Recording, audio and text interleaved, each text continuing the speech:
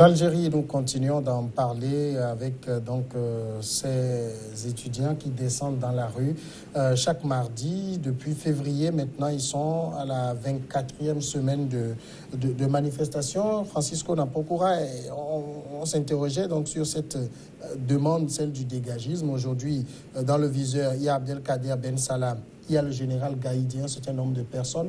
Mais alors, quand on enlève tout cela, qu'est-ce qui reste de l'appareil? Qu'est-ce qui tiendra l'Algérie? Oui, de toute façon, si l'Algérie tient jusqu'à ce jour, ce n'est pas ces deux personnes. Il y a beaucoup... Parce qu'il parle du système, généralement, du système dégage. Oui, mais c'est que les têtes d'abord. C'est-à-dire que lorsqu'ils arrivent à obtenir les deux têtes, là même qui restent, c'est les hommes les plus visibles, les postes viables. Plus représentatif du système. Donc peut-être que lorsqu'ils vont arriver à avoir les deux têtes, ils nommeront bien ceux qui vont diriger. Parce qu'il y a déjà des comités qui sont en train d'être créés pour pouvoir faire la transition. Mais créés par qui? Ce serait ensemble. Ils doivent que ce soit la société civile, les partis politiques. Vous voyez, c'est ça le mal de nos pays. Quand on ne permet pas aux partis d'éclore, et puis tout est fermé, et après moi, c'est le déluge. Donc voilà où nous en sommes, où les professeurs d'université, comme il l'a dit, et les hommes de droit, les gens de droit et autres ne veulent pas se mettre devant l'action. Parce que jusqu'ici, ces généraux-là qui sont là-bas, ils sont en mesure, à chaque moment, peut-être de cibler les gens et de les éliminer. Je ne dis pas que ça se fera effectivement, mais c'est ça. Mais aujourd'hui, ils sont à 2 manifestations par semaine. Et il y a la campagne pour la désobéissance civile qui est en train d'être préparée. Puisque déjà, les étudiants, ce mardi, scandaient déjà les slogans de la désobéissance civile. Il a dit, le pays aujourd'hui fonctionne avec le peu de moyens, le peu de jours de travail. À un moment donné, lorsque ça ne va plus être 2 jours de manif et que ce sera une désobéissance civile ou autre, la détermination de ce peuple qui a fait échouer la programmation des élections présidentielles de juin. Voilà, il y a déjà, ils ont déjà fait des réussites. Donc, il faut continuer là-dedans. Donc, il appartient aux autorités en place, ceux qui confisquent, disons, le pouvoir aujourd'hui, de voir et de préparer rapidement une sortie de crise, parce que là, ça en est de trop. 6 mois de manifestations, c'est plus trop pour un pays. Alors maintenant, qui doit lâcher du lest? Est-ce que c'est au général Gaïd de lâcher du lest ou bien c'est à la rue de lâcher du lest? Moi, je pense que les deux parties, les deux entités doivent lâcher du lest pour permettre d'avoir un pays un peu plus pacifié. Mais je pense que, vous savez, c'est... Dans ce genre de situation, si on veut être tellement démocratique, on n'irait pas loin et on aboutirait presque à rien. Et c'est ce qui se passe aujourd'hui. Les autorités algériennes, se disent aujourd'hui, elles sont suivies par la communauté internationale, elles sont suivies par la presse internationale, et il y a une certaine pression qui s'exerce fondamentalement et naturellement sur elles. Et c'est pour ça qu'elles n'arrivent pas à s'en sortir. Mais ce que moi je leur proposerais, c'est de trouver les représentants du peuple, quelques représentants du peuple, de discuter avec eux, d'être pragmatique avec eux, et après, que ceux-là qui représentent le peuple viennent devant ce peuple et leur disent la vérité, que c'est comme ça, donnez-nous du temps, nous allons faire ceci, et peut-être suspendons les manifestations, donnez-nous encore 6 mois, 3 mois, où nous allons corriger ces erreurs. Le problème, c'est qu'il semble y avoir une rupture de confiance, donc ceux-là qui viendraient demander à ce peuple-là, donnez-nous du temps, nous allons faire si. Ils n'ont plus la confiance. Vous avez lu, par exemple, celui-là qui dit le peuple qui descend dans la rue chaque mardi, chaque vendredi n'est pas bête pour accepter d'être représenté par ces personnes. Donc, ceux-là même qui sont devant, on ne leur fait plus confiance. Mais non, ils vont faire confiance à qui, au fait? Ils vont faire confiance, c'est-à-dire, ils disent, ces gens-là ne peuvent pas parler en notre nom. Ouais. Mais ce n'est pas possible. On n'a pas fait d'élection. Mais qu'est-ce qu'ils veulent? S'ils veulent trop la démocratie, trop populaire, c'est-à-dire ceux-là que nous désignons, c'est ceux-là qui vont parler en notre nom. Il y a des millions d'Algériens Il y a des millions d'Algériens, on n'a pas fait de référendum, on n'a pas fait d'élection. Est-ce qu'on peut trouver des gens qui puissent les satisfaire à 100%? Ce n'est pas possible. Ici, c'est d'être beaucoup plus pragmatique et de savoir ce que l'on veut. Vous savez, c'est une situation, c'est peut-être notre manière d'apprendre la démocratie. Hein. Peut-être la manière dont on l'a apprise, c'est que, bon, la démocratie, tout ce que vous voulez, vous l'obtenez. Et on oublie qu'il y a d'autres choses au-delà de la démocratie. J'attendais quelqu'un qui me disait que, vous savez, la liberté, c'est du sang. C'est ce que la personne m'a dit. La liberté, c'est du sang. Si vous voulez la liberté, sachez que vous allez verser un peu de votre sang. C'est beaucoup plus sérieux. On n'a pas expliqué les fondamentaux de la démocratie aux gens, les fondamentaux de la gouvernance locale ou nationale et internationale aux gens. C'est pour cela qu'on peut se permettre un certain nombre de ces choses-là. Regardez la zone géographique de l'Algérie. Il y a l'AQMI Al-Qaïda au Maghreb islamique. Vous croyez qu'ils sont morts ou ils ne voient pas ce qui se passe? Ils attendraient peut-être une petite brèche et ils vont frapper. Parce que dans un pays où on manifeste... Vous utilisez la rhétorique de l'armée. Oui, c'est du pragmatisme. Regardez, dans un pays où vous manifestez 2 fois par semaine, ce qui est arrivé au Togo, vous imaginez ce qu'on a perdu avec notre crise que nous avons connue. Plus de 100 milliards de francs CFA en 6 ou 7 mois. Alors regardez ce que les Algériens sont en train de connaître. Nous, on n'est pas allé trop à ce niveau-là. De toute façon, 500 milliards seraient rentrés dans la caisse, mais ça n'aurait aussi changé fondamentalement.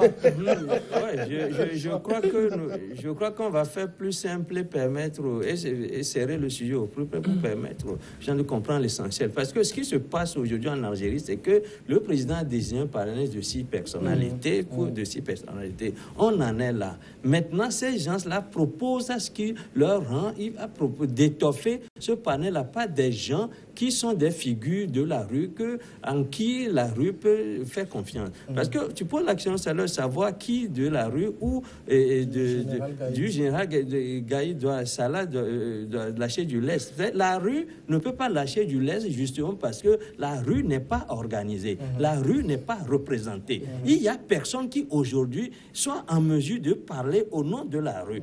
Nous sommes dans un processus qui peut-être va aboutir à dégager de la rue un certain nombre de personnalités en qui cette rue-là a confiance. Je crois que c'est l'exercice auquel ce panel-là essaie de jouer pour calmer la situation. N'eût été cette intervention, puisque ce panel-là a été clair, qu'il ne représente pas la rue, il n'a pas pour ambition de parler au nom de la rue, et il invite des gens qui sont connus dans cette manifestation-là pour les rejoindre. Je crois que c'est une piste de solution qui peut-être peut aboutir à de bons résultats si il n'y a pas d'intransigeance de la part du général, qui joue peut-être d'autres cartes sur la table. On ne comprend pas pourquoi le président qui a désigné ce panel-là, qui a fait des dolins qui sont acceptés par le président qui est ensuite déjugé par un général qui apparemment ne joue aucun rôle officiel en dehors du fait qu'il soit du chef d'état-major. C'est le désordre là qu'il est en train de semer qui conduit la plupart des processus qui sont enclenchés. Je crois que si le président n'a pas d'autre agenda, il aurait pu soutenir la proposition. Sinon, je ne crois pas que le président, par intérim, ait fait ces propositions-là sans le consulter. Mais lorsqu'il reste intransigeant, il ne veut pas céder, ne veut rien céder, je crois que c'est là où le bas blesse. Il faut qu'il fasse honorable, à mon sens, pour que cette proposition-là soit essayée pour qu'on aille à autre chose que ce radicalisme-là qu'on est en train d'observer sur le terrain. Nous allons continuer avec le second sujet, c'est le Congo-Brazza. L'ONG britannique Global Witness a, dans un rapport rendu public mardi, accusé le fils cadet du président Denis Christel Sassou Nguesso d'avoir détourné à son profit plus de 50 millions de dollars, soit 30 milliards de francs CFA, des fonds publics en 2014. Au total, en 2014, les entreprises détenues par Denis Christel Sassou Nguesso ont reçu près de 50,5 millions de dollars qui auraient été détournés des comptes du Trésor congolais, écrit l'ONG britannique spécialisée dans la lutte contre le pillage des ressources naturelles. Selon des documents étudiés par Global Witness, le véritable propriétaire du réseau chypriote d'entreprises qui a reçu les 50 millions de dollars du Trésor congolais était Denis Christel Sassou Nguesso, voilà un fils à papa épinglé par un rapport. Ah oui, c'est terrible d'apprendre de ces histoires et qui font, disons, lésion et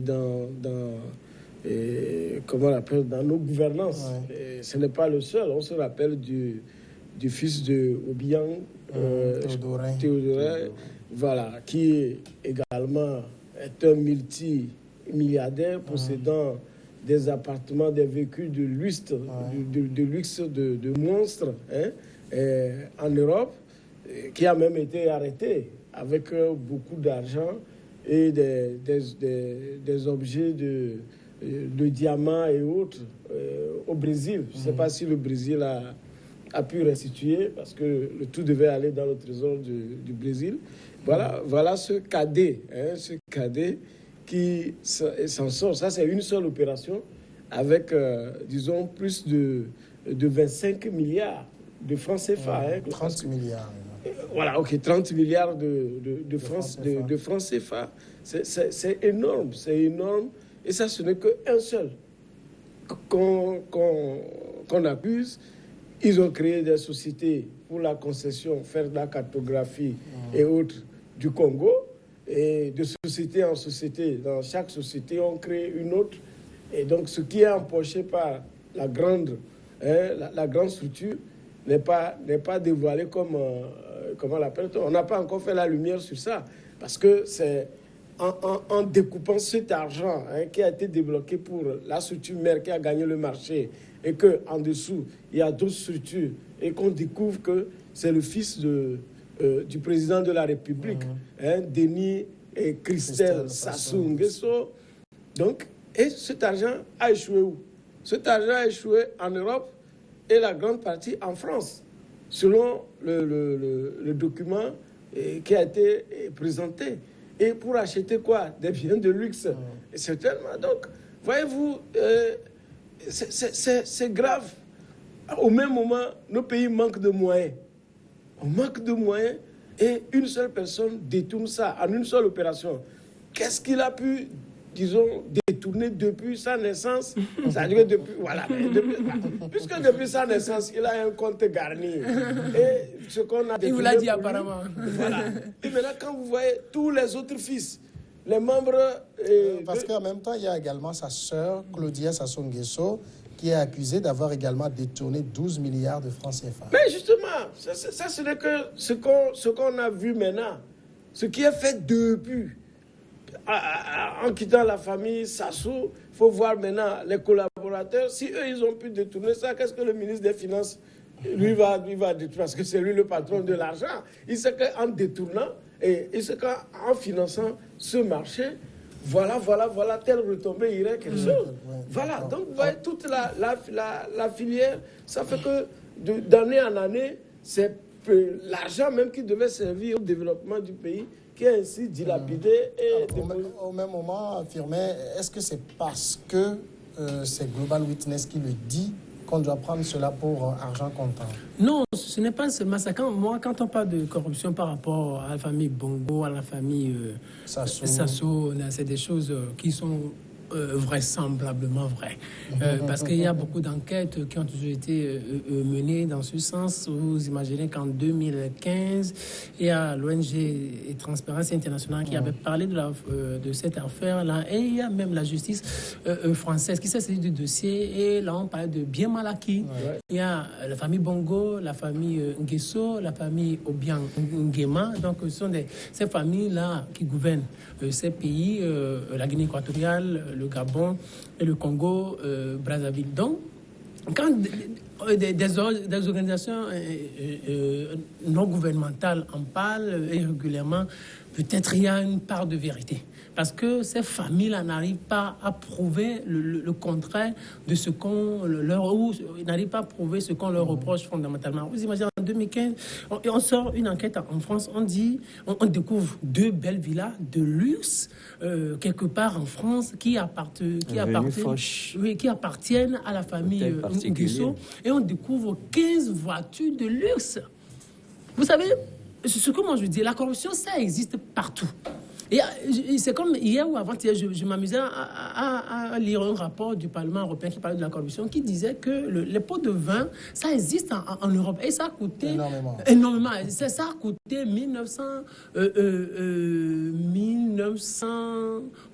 plus de 2 milliards d'euros à l'Europe en 2016. Et on a cité les pays comme Chypre, Belgique, Suède et la France occupent la 5e place. Ouais, c'est grave, ça existe de partout. Mais ces pays-là, ils se sont déjà développés. La France, c'est un pays développé. La Belgique, pays de capitale de l'Union européenne, c'est un pays développé. La Suède, ces pays-là ne souffrent pas comme notre continent. Et regardez, quand vous prenez l'inverse, vous allez au Congo, une population qui vit avec moins de $2 par jour, une population qui n'a pas d'électricité, qui n'a pas d'eau, une population à 70% pauvre. Et dans ces pays, on détourne des milliards.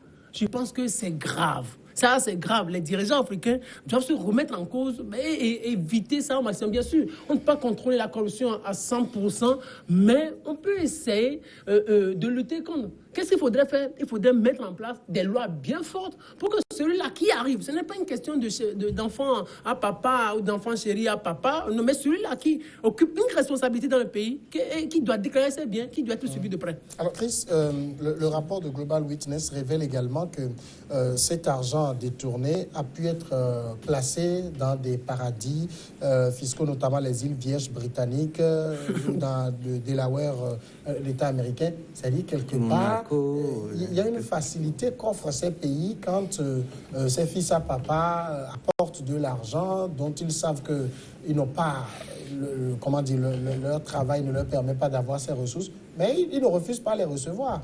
Bien entendu, à votre avis, et de quoi la Suisse a vécu jusqu'ici, justement, qui est aussi un paradis fiscal. Hein.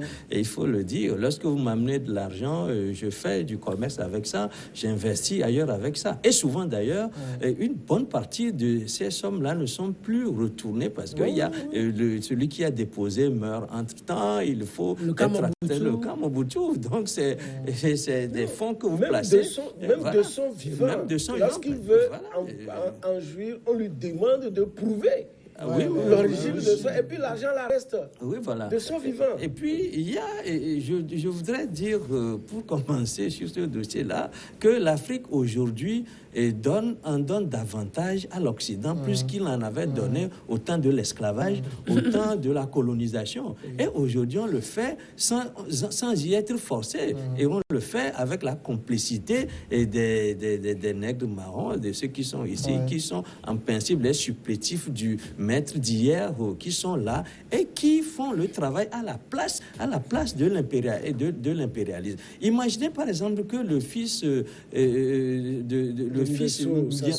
Ndiangema qui est saisi un peu partout, aux États-Unis, en Suisse, au Brésil, et en Hollande, en Espagne. Et vous imaginez l'énormité de ce qui est saisi. Ce n'est pas $1, mais c'est des centaines de millions de dollars. Et je voudrais rappeler ici que même la commission d'investigation, même du Sénat américain, s'est occupée du cas de Théodorin, parce que tant il tape dans l'œil des Américains qu'on se demande, mais c'est pratiquement à un moment donné un des plus riches des Américains. Il n'a pas dans son été, mais et de quelle façon dépense-t-il ses biens? Quand il est saisi, par exemple en France, les voitures de marque célèbres, Bugatti, des voitures très célèbres, des Maserati, etc., et qui sont les voitures les plus chères que les présidents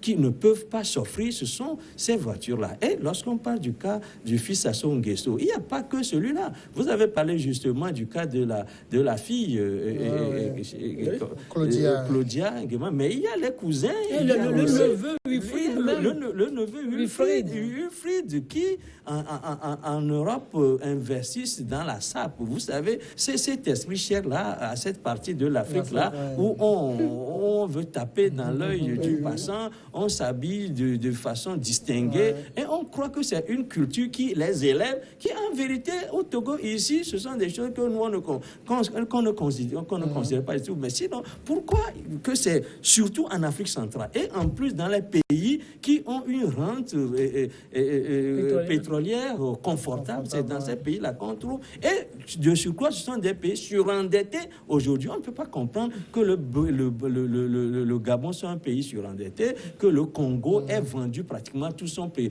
tout son sous-sol déjà aujourd'hui, et que à côté, l'Afrique, la Guinée équatoriale aussi emboîte le pas, alors que Firmin l'a dit, ce sont des pays qui manquent de tout, qui manquent d'hôpital, qui manquent d'université digne de ce nom, qui manquent de centres de santé sérieux, qui n'ont pratiquement rien investi dans les infrastructures, ou bien qui viennent à peine de commencer. Et je crois que le drame qui devient aujourd'hui même une tragédie à l'africaine, c'est que nous sommes en train d'enrichir, nous continuons d'enrichir l'Europe, alors que nous sommes dans des processus de réajustement structurel. Nous sommes assistés par l'Occident, par les institutions de Bretton Woods. Nous passons de l'argent, et ceux à qui nous demandons, c'est ceux-là à qui nous rendons tous ces milliards de dollars qui auraient pu servir tout simplement à développer l'Afrique. Francisco,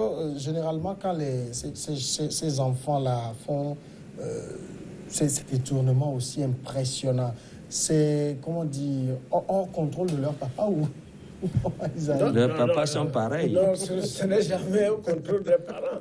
Les parents sont au courant. Les parents sont au courant. En fait, on leur a appris, c'est ça qu'ils ont appris seulement dans leur vie quand ils sont nés. D'accord? On les a envoyés à l'école pour aller fréquenter. Et ils ont essayé à leur manière. Ils sont rentrés au pays. C'est ça, c'est avoir des structures. Ils sont là, ils font rien. Mais c'est l'argent seulement qui tombe sur les comptes. On leur dit, bon, c'est sans savoir combien celui qui l'a envoyé lui-même, il a déjà gagné. Et Chris parlait tout à l'heure, c'est comme il est en train de dédouaner nos pays. Mais il y a ici, au pays, il y a des gens qui ont des voitures qui ne peuvent que rester dans la climatisation. C'est-à-dire que leur garage est climatisé. Il y a des gens, vous et moi, nous on achète des montres de 3 000, mais il y a des gens, quand vous voyez les Rolex, les trucs en série limitée, c'est des millions par montre.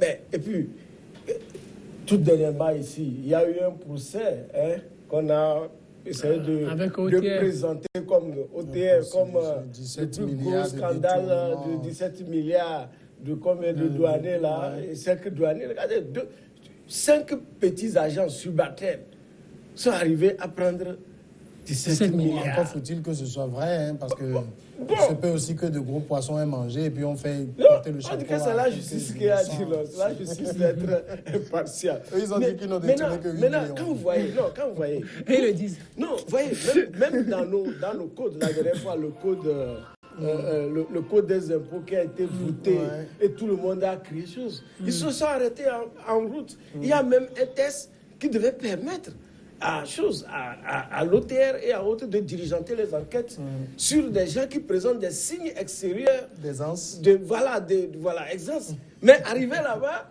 nos parlementaires n'ont pas pu voter, ils ont laissé ça d'abord. Peut-être qu'ils vont maigrir, ils vont le lancer. Et puis, regardez sur les plaques. Je dis toujours, quand vous regardez sur les plaques des agents immobiliers, vous voyez une maison à 900 millions, 1 milliard et quelques. Et tout le gagne combien? Les gens l'occupent.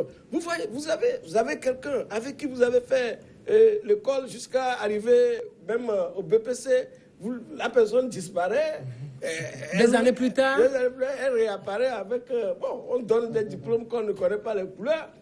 Mais, à côté, elle va aller à la caisse résident du Bénin. Ouais. C'est-à-dire que si on bloque cette caisse-là aujourd'hui, on veut même développer le pays, c'est là-bas. Quelqu'un vient, il achète un terrain à 150 millions, mais plus. Il construit. Mais imaginez qu'il soit ministre, combien il gagne pour acheter juste un terrain à 150, 200 millions et il construit une maison qu'on évalue à plus de 1 milliard. Mais quel travail il fait? Il est député, il est ministre, combien il gagne? Non, est-ce que c'est un homme d'affaires? Est-ce que c'est un homme d'affaires? Même si c'est un homme d'affaires, allons regarder combien il paie comme impôt. On parle de taxes d'habitation, où on va payer, le pauvre au village, il va payer. Mais ces gens qui ont des terrains, c'est-à-dire un foncier, sinon des domiciles, qui font plus d'1 milliard. D'accord? Ils vont payer combien? Mais c'est ça. Donc, au fait, c'est le truc, c'est toutes choses égales par ailleurs, comme le disent les économistes. Donc, à notre niveau également, il y en a et c'est énorme. Alors maintenant, quand ces gens d'ONG font ces révélations, c'est que peut-être après on va entendre que c'est bien mal acquis et puis bon, ces États vont faire main basse dessus, ça ne va plus jamais être rendu à l'État originel. Oui, et puis, ça, c'est la question que développait tout à l'heure Chris Ega. Regardez, les Occidentaux, ils sont très intelligents, malins. Ils savent là où ils vont et ils savent ce que l'Afrique représente pour eux. Ils le savent très bien. Mais ils savent que quand vous nous envoyez de l'argent, vous venez développer, vous nous donnez de l'argent, on vous le garde, tout ça. Ils savent qu'à l'avenir, vous n'aurez même pas la chance de toucher peut-être à 1/10 des sommes que vous voyez. C'est comme... J'ai un ami qui est allé en Suisse et qui est revenu, qui allait faire un travail par rapport aux paradis fiscaux, qui est revenu, me dit, mais qu'il a découvert des choses pas possibles et qu'il n'est pas sûr que ces chefs d'État qui ont de l'argent dans ces paradis fiscaux puissent toucher jusqu'à 2% avant la fin de leur vie sur Terre. Donc les Occidentaux, ils savent ce qu'ils font. Regardez par exemple cette histoire de 2 maisons en France, cette histoire de 15 véhicules de luxe. Ces véhicules-là sont achetés où? En Europe ou en Occident? On paie le carburant où? En France. Il y a même que ça, il y a des yachts de 900 mètres, de 700 mètres, donc, des Boeing 777 privés. C'est comme, regardez par exemple, c'est les Africains qui travaillent. Ceux-là qui travaillent même, on les paie moins. Ils n'ont pas suffisamment de ressources pour s'occuper d'eux, pour consommer un peu dans le pays. Et maintenant, c'est des patrons, les fils des chefs d'État, qui viennent ramasser et qui vont déverser en Europe. Ce n'est pas possible. Avec ça, ça ne peut pas marcher. Et ça plaît aux Occidentaux. Et ça plaît aux Occidentaux. Regardez, quand on parle de corruption, mais c'est aussi chez eux. Mais pourquoi pour nous, ils en parlent toujours? C'est aussi chez eux. Et ce sont eux-mêmes. Justement, Chris, ce sont eux qui encouragent même la corruption. Absolument. Ce sont eux qui encouragent. Arrêtez ça. Mais maintenant, qui est-ce qui va arrêter peut-être? Parce qu'il faut que cela, on arrête chez nous, c'est la transparence, et surtout qu'on aille vers la démocratie. Parce que lorsque le peuple prenne les rênes du pouvoir et qu'on sait que tôt ou tard, et les comptes seront faits, je crois qu'on ne peut passer que par là. Mais ce qu'il faut déplorer, c'est que lorsque ces biens-là sont saisis, comme ce fut le cas récemment en France, la totalité va au trésor de la France. On ne retourne pas ça. Et je crois que la Guinée équatoriale a même saisi la justice internationale pour que ces biens-là lui reviennent. Mais les gens, là, ils ont été malins de saisir ces hôtels, de saisir ces yachts privés, etc. Et parce qu'au profit de leur État. Et je crois que c'est aux Africains de prendre conscience de l'État misérable dans lequel... Je pense que nous avons la Plucia au Togo, donc je pense qu'il faut travailler. On va justement en parler tout à l'heure. On va à la pause et on revient après.